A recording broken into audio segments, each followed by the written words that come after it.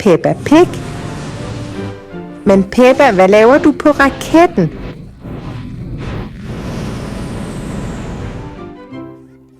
Lad os finde ud af den nye historie om Peppa Pig. Peppa Pigs gyldne støvler. Hej Peppa, men hvor smukke er de gyldne støvler? Wow! Peppa Gris og hendes venner hopper op og ned i mudderpytterne i haven. Sikke en sjov. Vandspringkonkurrencen begynder snart. Peppa Gris er forsvarende mester. Hun har vundet alle løbene. Mama Gris forbereder en lækker kage til alle deltagere.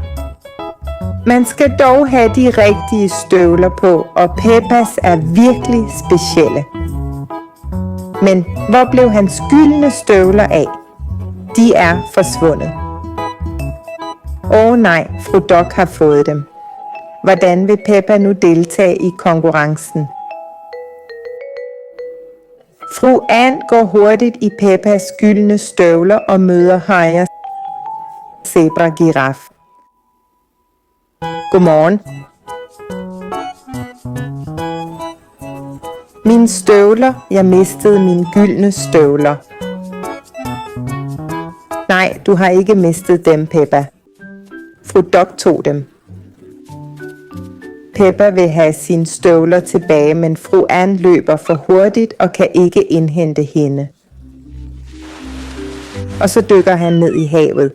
Heldigvis er Danny Kane og Captain Dog ombord på deres båd. Kaptajn Dog, alle i forfølgelse. De ankommer til en lille ø, hvor de finder bedstefar Kanin. Overgiv dig, du er omringet.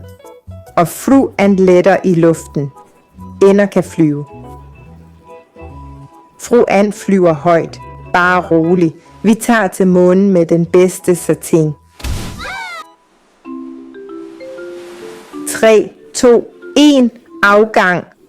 Raketten letter, krydser himlen og ankommer til rummet. Hvor dejligt at observere verden deroppe fra. Peppa kan godt lide at rejse i rummet. Hvem ved, hvordan det ender? Vi ses næste gang.